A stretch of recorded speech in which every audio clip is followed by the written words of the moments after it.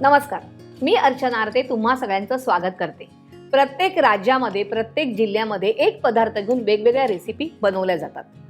तर माझी एक मैत्रीण आहे साताऱ्याची, विद्या म्हणून, तिने मला एक मटणाची रेसिपी दाखवली। खूप छान असं झणझणीत आणि मस्त रेसिपी आहे। तर आज मी तुम्हाला दाखवणार आहे साताऱ्याचा झणझणीत मटण रस्सा। पण जर तुम्ही रुचकर मेजवानीला लाईक, शेअर आणि सबस्क्राइब केलं नसेल तर पटकन करा, म्हणजे तुम्हाला छान छान रेसिपी बघायला मिळतील। तर आता मी सुरुवात करते। मी इथे घेतले अर्धा किलो मटण, छान स्वच्छ धुवून वगैरे घेतलेलं आहे। त्याच्यामध्ये आपण घालूया 1 टेबलस्पून आलं लसणाची पेस्ट। आता आपण ह्यात घालूया हळदी पावडर अर्धा चमचा, मीठ चवीप्रमाणे। मटणाला हे 10 मिनिटं फक्त लावून ठेवायचे। हे छानपैकी मिक्स झालेले आहे। आता आपण हे 10 मिनिटांसाठी बाजूला ठेवूया।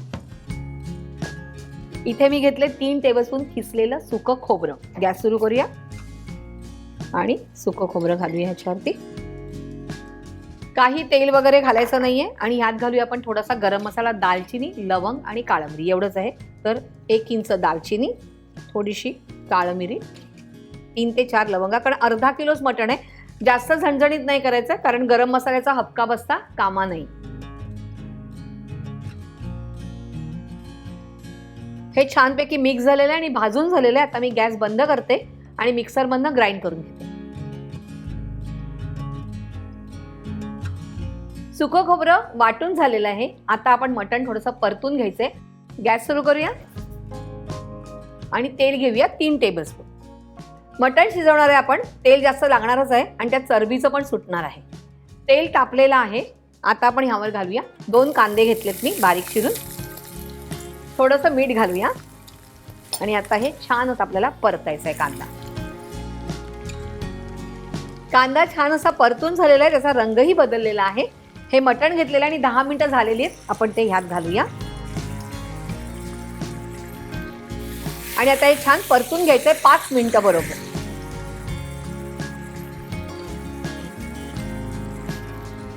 5 मिनिटं झालेली आहेत छान अशी परतून। आता आपण ह्यात आपले मसाले घालूया। इथे मी घाटी मसाला घेतलेला आहे, जो कांदा लसूण पण म्हणतात त्याला, तर तो घेते मी 1 टेबलस्पून। 1 टीस्पून लाल तिखट,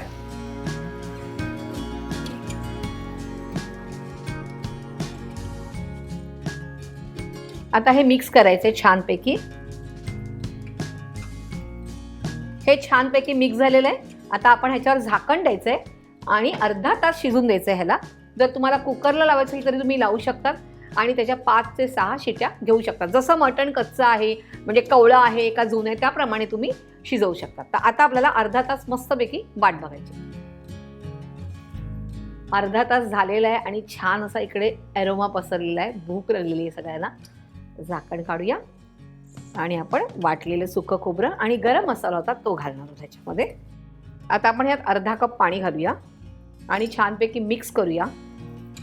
छान तरी आले, कलर पण एकदम मस्त झणझणीत झालेला आहे आणि आता ह्याच्यावर आपण पुन्हा झाकण देऊया आणि फक्त अशी दणदणून एक उकळी आली की आपण गॅस बंद करायचा। त्यामुळे फक्त 2 ते 3 मिनिटं।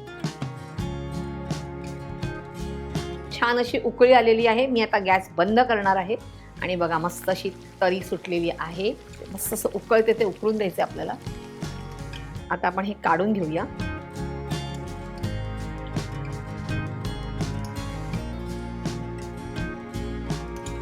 गरमागरम साताऱ्याचा झणझणीत मटण रस्सा तयार आहे।